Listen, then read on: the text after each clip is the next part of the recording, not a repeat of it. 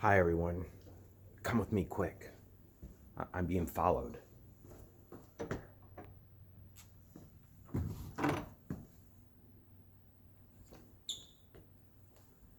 Let me just make sure there's nobody out here on my window ledge. Okay. I've got the lights off. I guess I'll turn them back on. You see, 2 days ago, I made the mistake of Googling cell phones. Yeah, I've been looking for a new cell phone for a while. My cell phone that I have now is a Samsung Galaxy 8 Plus, and it is absolutely destroyed. It's almost impossible to believe that it even works. I kept it in my back pocket while I drove around on my lawn, mowing my lawn on my tractor, and when it was done, both sides were smashed, and it actually has a curve like this. I can't show it to you because I'm recording on it, but I was looking for a cell phone this weekend. I went on Google, went on Verizon. Now, every time I go online, Facebook especially, I've got all kinds of ads for Samsung Note Plus 5G phones. That was the phone that I was looking at. I'm thinking, do I really want to get into another monthly payment when the one that I have is almost paid off? But I'm being stalked. I'm being followed everywhere I go. And this morning, it was particularly devious. I went onto my Facebook and there was a bunch of photographs of not just Samsung phones, but Droid phones. And it had a recommendation by my son on there. My son likes, and then it has all these phones. Now, I'm pretty sure my son was not up late last night saying that he likes these phones, especially since he has an iPhone. But this Facebook was using an unfair strategy this morning and stalking me, following me all over the place. And you know what I'm talking about here is I'm parroting the way that internet targeted advertising takes place today. It takes place nowhere else more potently than Google. And so that is what we were talking about, Google, today. And what kind of a world, by the way, will we be headed towards as this develops even further, this targeted advertising? Is it going to be a situation where I actually leave my office and somebody will be waiting in the parking lot from Google, a field sales representative who knows that I was looking at Samsung phones and now they just want to talk to me? Yeah, you have to think about the future as well. At any rate, we are taking on Google in today's chapter. We're taking on Google in class before we take a break for our Christmas holidays, so to speak, on the schedule. We're going to have a 2-day lag here in our assignment due date. And we're taking on Google. This is another one of these takedown type chapters that I've described before by Christian Fuchs. And it starts out by reminding us, if you don't know this, I certainly do because it happened in my lifetime, that the web and the internet actually started out with many search engines. There were many search engines: Alta Vista, Excite, InfoSeek, Web Crawler. They all had funny names to them, but they're all gone. Because around the turn of the millennium, the year 2000, Google emerged as the big power player. It came up with an algorithm called PageRank, which was very successful. And it sends out like little web spiders all across the web to see how many times people are clicking on links. And then it counts those up and brings them back and presents them every time you do a search. And the particular algorithm that it uses to count things up is very technical, and it's also very proprietary. Google does not divulge that. Nobody knows how Google comes up with its PageRank system, but it does, and it's the most popular used system. So the Google basically took over the internet. So we're taking on Google today. We're examining, by the way, because this is critical theory, not just the moral dimension of Google, which is to say both the good things that it does and the bad things that it does, but we are also looking in a dialectical way. There's that word again, a dialectical way. It's part of Marxist and critical theory thinking. We're looking in a dialectical way at the contradictions within the company. So now let's talk about the ubiquity of Google. Ubiquity, if you don't know that word, means Google is all over the world. It's all over the place. It's everywhere you go. It's the standard bearer of the internet, according to Tim O'Reilly, the author that we've cited before, the futurist writer. It's the most accessed web platform. It's even a verb in our dictionary today. Why don't you go Google stapler and see what kind of staplers come up? Google has become incorporated into the very embodiment of how we use the web. And later on in the chapter, for Google employees who work there all day, Google is synonymous with life. Just think about that. Google is life. More about that later. Now let's talk about Google and political economy, keeping our eye on the ball. That's what is at the basis of critical theory, looking at politics, which is power, the exertion of power, and economy, which is the way that the financing, in this particular case, neoliberal financing through marketplace financing, affects social relations. So what is Google's political economy like? Well, it was founded by two guys, Larry Page and Sergey Brin, in 1998. Two guys, they founded this company in a garage in California, and now look at it. Now look at this company. It's the largest media company in the world. And I mean, when I say media company, I mean all media, including legacy media. Google is bigger than Disney today in terms of revenue. Google is bigger than the News Corporation or Comcast Universal. Google is the biggest media company. It owns YouTube, DoubleClick, Motorola Mobile. It owns the Android software system. It owns Pixel phones. It owns all these software applications. Google is a monster. It's a mega company. It's the largest media company.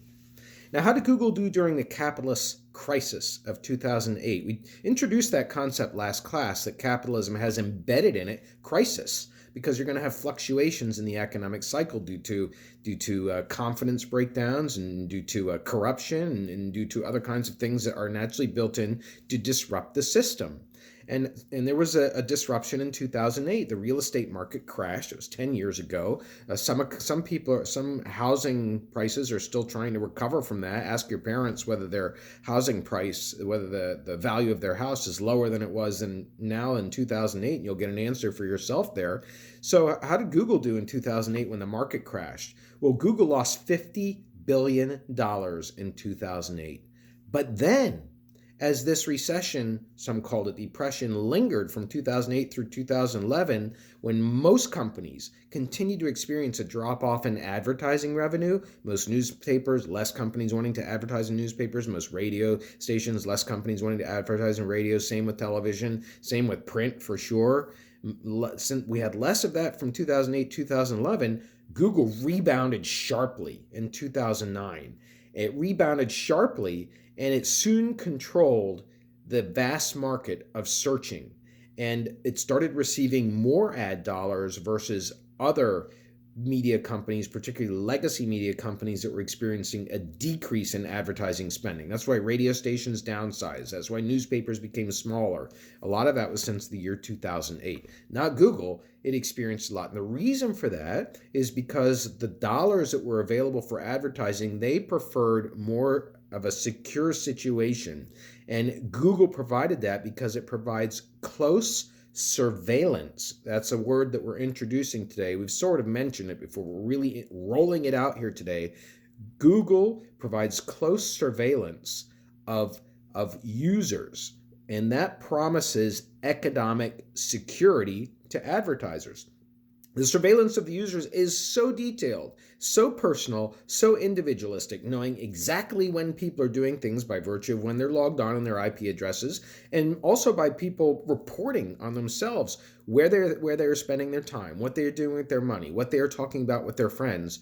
All of this is much more of a secure environment to spend your advertising dollars than on television, hoping that people are going to be sitting there and not looking out a window when a TV ad is on. It's a different scenario on legacy media, and Google promises that. So Google started to really thrive after that recession/depression. Now let's talk about Google and Facebook and identify them for what they really are. You may think of them as social media platforms. You may think of them as putting you in touch with others. You may think of them as allowing you to share with your family who are not in the same town. You may think of the organizations in this kind of way, but these organizations, when you look at them in terms of their primary function and the involvement of money in their operations, these organizations, Google and Facebook, are nothing more than ad agencies. That's all they are. They are ad agencies. If you look at where they make their money, Google makes 89% of its money, 89% from ad revenue. And Facebook is even higher. 92% of its money comes from ad revenue. And so these companies are trying to increase their ad revenue, their advertising all the time. These companies are advertising agencies. And if you look on page 157 of the book, it's got a great description of all the other global advertising revenue companies that are out there. And you should really read these just so that you are making yourself aware that by being in the United States, you're being exposed really only to Google and to Facebook, but there's a ton of other ones across the world like Baidu and Sohu and Alibaba. And you should be aware of the rest of the world in terms of the search engines they're using, but that Google is the dominant player. And the owners of Google are the dominant players within the company itself. And we'll mention a little bit more about workers versus owners, but those two owners, and they also invited another person into the fold, basically three people who run that company. They have the power within Google. It's not a very democratically run company.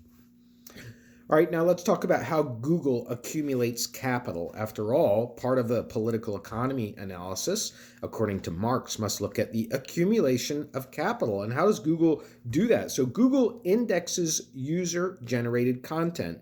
That's the first way that it accumulates capital. It indexes user-generated content, which is to say every time you go on and type something into a search engine in Google, if you're searching for Christmas decorations, you're searching for a recipe for how to make a Christmas duck, you're searching for cheap places to purchase wrapping paper, or whatever you're searching for, that's being indexed in terms of a category of search. Searching for Christmas stuff, searching for wrapping paper, searching for food to eat. That then becomes a commodity that can be sold. Just like my innocently looking for a cell phone on Google becomes commodified data. So that is what is known as indexed user-generated content. It's indexed because it's placed into categories of food, Christmas, etc. But then Google also employs services that people purchase. And sometimes it's not even purchasing, it's services that people are using, but by virtue of using those services, they are again providing more user-generated data for advertiser. The point is here is that Google is not just capturing what you're typing, it's also providing services to users. Services like playing games. How many games do you play that are Google games? Or using Google Maps, or Google Translate, or Google Plus, or Google Currency Converter. There's all these services that Google provides that are doubling up on collecting more user-generated data. This data is also stored. This data is stored and it's made available for purchase by other companies. And so what Google is doing is economic surveillance of user data.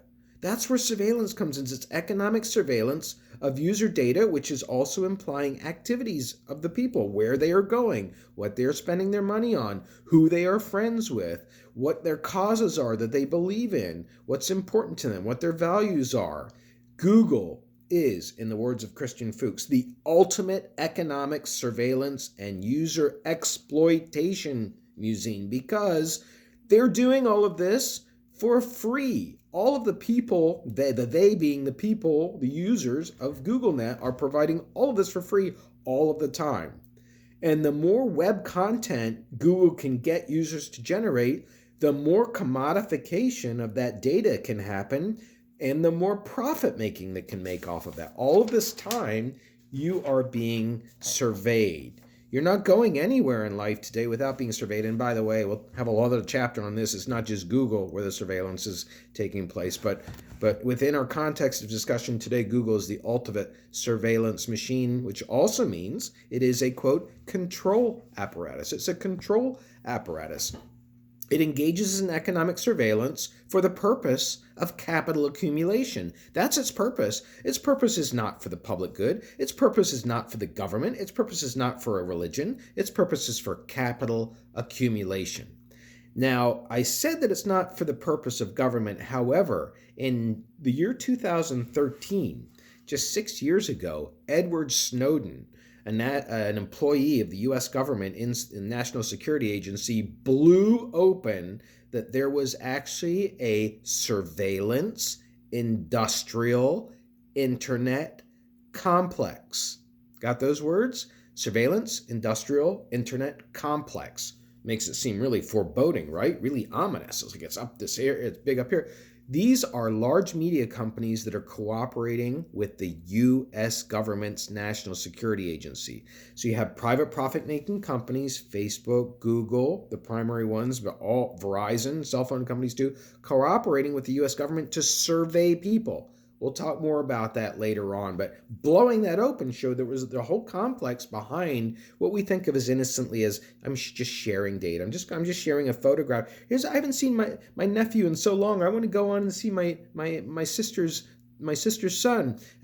That kind of innocent stuff. There's a whole other level of surveillance that is operating behind the scenes there. And Google's PageRank system is nothing more than a surveillance system.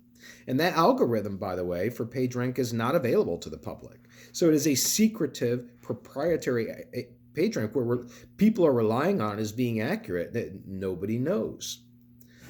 And for people searching at the other end, largely the information that occurs on the second and third page of a Google search, either on your phone or on your computer, third page, it's that info does not exist.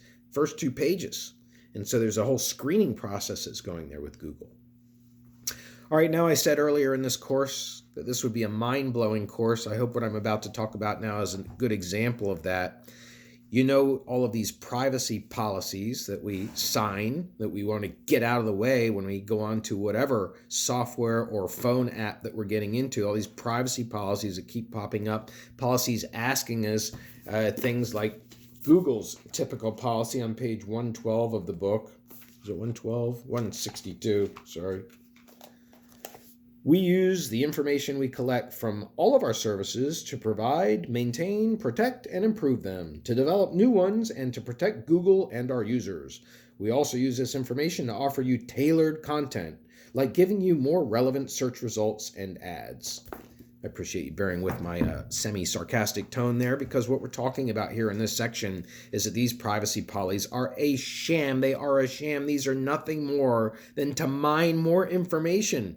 From users, and that's what I hope is happening when I say mind-blowing is going on, that you're realizing these privacy policies they're not nuisances, they're not annoyances, they're not something the federal government says that this company has to put out to stay current.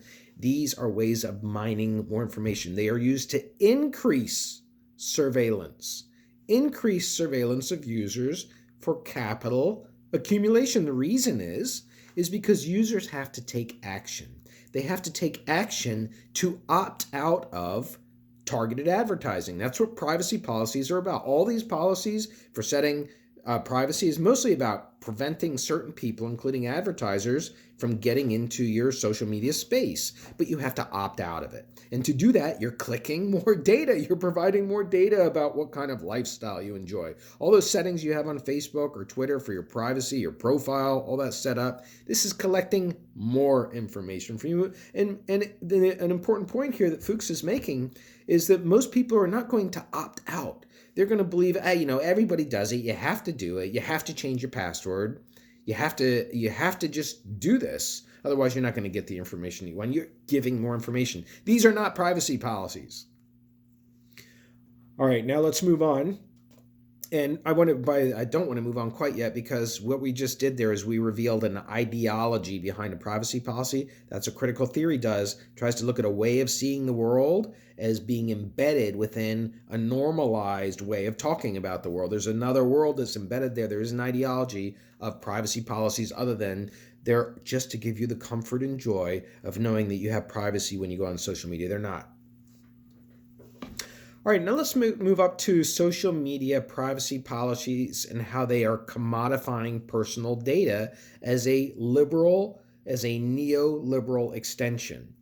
And so what that means is social media are allowed to make their own policies under a neoliberal philosophy of government. Because in a neoliberal philosophy of government, you say government should stay out of the way. Government should not be in the way of business in particular. Let business do it. Only if business gets really out of control will the government get involved.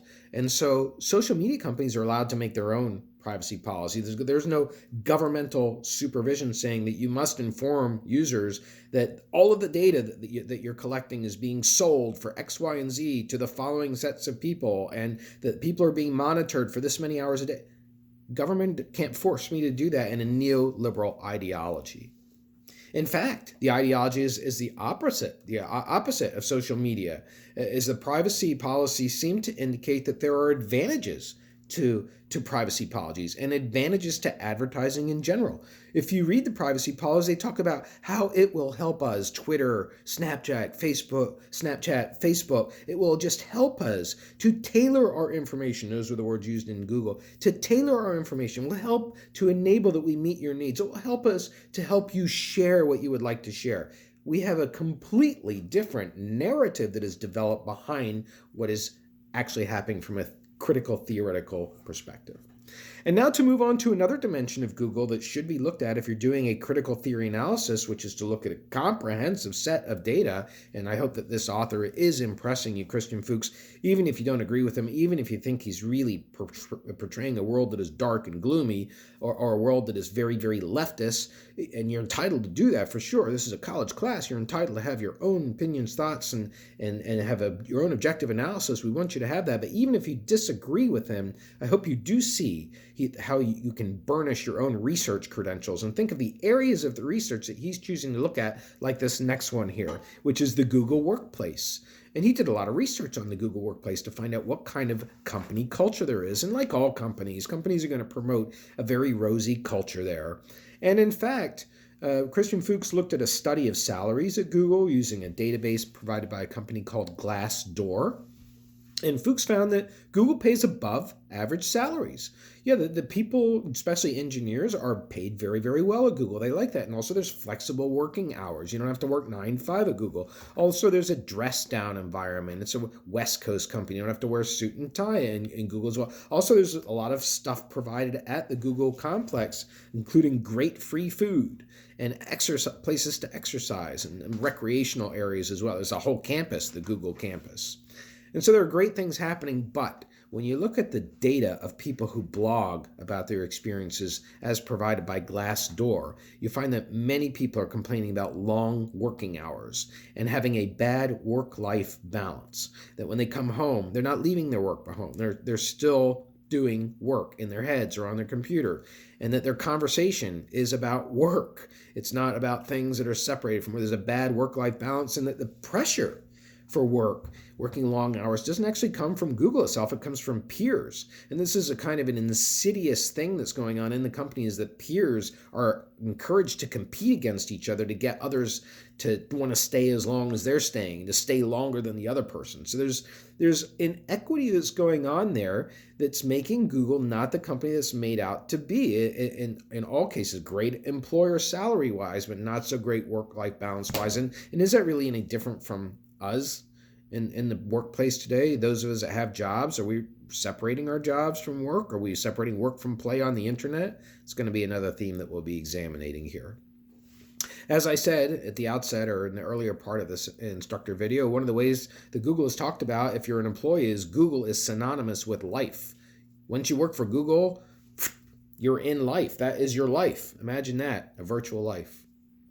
And Marx, in fact, described this as the lengthening of the workday. He described that that's what profit-making entities try to do. That they're trying to increase that surplus value. Remember, we talked about that earlier, when employees are either underpaid or not paid at all. That's where surplus value gets generated. Capitalistic businesses are trying to increase that surplus value all the time. You do that through working extra hours of production.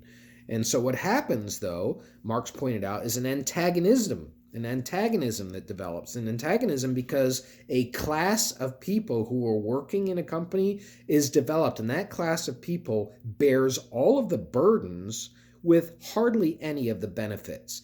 These would be the people who are pressing together the plastic of your cell phone in a really hot factory in Vietnam, and then putting that cell phone into a package, and then it goes away. And that's all they do all day long, but you're getting all the benefit of your brand new Galaxy Note 10 5 Plus. You're the one getting the benefit. The person there, they're going home, they're eating rice. They're trying to feed their kids. They're not able to send them to school. I'm painting a very, very dour picture on purpose here. I'm trying to point out the kinds of things that we need to look at when we do a critical analysis. Now we're moving on next to Google is also beyond just capitalism. We don't mean to sum up Google as being just about capitalism, because remember, when we do critical theory, we're also looking at how our social relations are organized by the economic system that we participate in. And so Google's technological forces, the ability to get on, but also you having to enter passwords, you having to follow certain protocols, it advances socialization in certain ways. It's putting us in touch with certain people. I mean, Google Plus, that network, if you're not on that network, you're not connected to that group of people. But some of those people might be on a Facebook network or a Twitter network.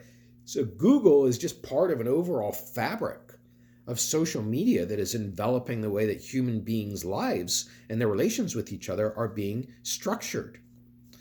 And that Google's class character limits its potentials to enhance human life. Now, that is a theme that I said that I would be introducing later on in the class. Fuchs is wanting to get to this. It's not all criticism of what's existing, it's what can be done. We are moving towards that in this book, and it's one of the rites of passage of critical analysis is to examine where human potential is not realized. We pointed that out earlier through Marx. And so Google's class character, the fact that it creates a class of working people working for free, that's you and me, who are not getting the benefits of the money that Google is making, it's creating, it's limiting the potentials that Google could be doing to enhance life, because it's creating conflict in the way that we perceive of our value when we're using the web and social media. So in other words, Google is an antagonistic way of organizing knowledge in and of itself. It seems so open and free, but in so using it, we are being exploited every single day that we're using it. And so the author makes the case, and you will decide for yourself whether you agree or not, that Google has actually created the conditions that exist today to suspend it and take it over as a public, nonprofit organization serving the common good. I mean, after all, that's where everybody is, right? Everybody is on Google. Everybody, right? I don't know anybody uses Bing. Everybody's on Google. Maybe you're on, what's the Apple one? Apple's Safari, right? You're on Safari, but even Apple users are using Google. So everybody's using Google, so why not turn it into a space that can be used for the public good, where we can discuss everything that we want to, everything that's important to our society, without any kinds of intrusions by private, profit-making entities that have hidden motives in mind that are going to exploit us. It's a very interesting idea to think about. And to further that idea, think about the concentration of the search that goes on with Google right now. There's an incredible concentration, and Christian Fuchs actually runs a mathematical formula to look at concentration of business in industries. That is, how much of a portion of business does a particular company own in the whole area of business. And when you look at Google, they corner 69.2% of the search market. Everybody who searches, out of everybody who searches, 69% of those searches are being done on Google. And I bet that's even higher, because those figures are from 2015. So you have a huge infrastructure already in place in a social media platform that could bring together a brand new public sphere that is devoid of commercial interests. Another argument in favor of this is that Google has monopoly power. Has monopoly power that's actually been investigated. There's a lot of material in the book that talks about its investigation in Europe. The EU investigated monopoly power. And also there have been inquiries into its tax avoidance, that it has not paid taxes, and this is a shell game that's operated. You'll hear this talked about by our presidential candidates as well, no doubt. And that is, Google is headquartered in Ireland. And then it makes its profits and sends them to the Netherlands. And then the profits are banked in the Bahamas. And in the Bahamas, there's no taxation or very little taxation. So Google actually ends up paying in Britain 1.2% tax. Now that brings up, how do you make your way through this really large, complex problem of where should social media companies pay tax? You can have a headquarters in California like Google, or you can have a headquarters in Ireland, like what did I just say? The one is in Ireland with Yeah, sorry. Google is headquartered in Ireland. You can have your headquarters. Am I talking about Google? You can have a headquarters wherever, and you can have the tax-free entity in the Caribbean, like a lot of countries have. And we even have Delaware. Delaware in the United States is a tax-free haven in the United States for a lot of Pennsylvania businesses, including fracking companies. And they end up getting out of paying tax. But the commodification of their product is global. I mean, Google is global. And so the author, Christian Fuchs, is arguing if profit making is taking place on Google in the United Kingdom, and in our case, the United States, then we should be able to tax Google. And that's not happening right now. Google is tax free. So you can consider for yourself who would take over Google if it was to happen. Government, I guess, would be the easiest answer. But there are other options as well, public trusts, etc. The point is, there is no public space, and in its absence, you have a giant megamaniacal company making money off of every single keystroke, and we're willingly doing it. So anyway, with that, that's going to bring our video lecture to a close. And now to leave you with a final thought for tomorrow, the big day. Merry Commoditas.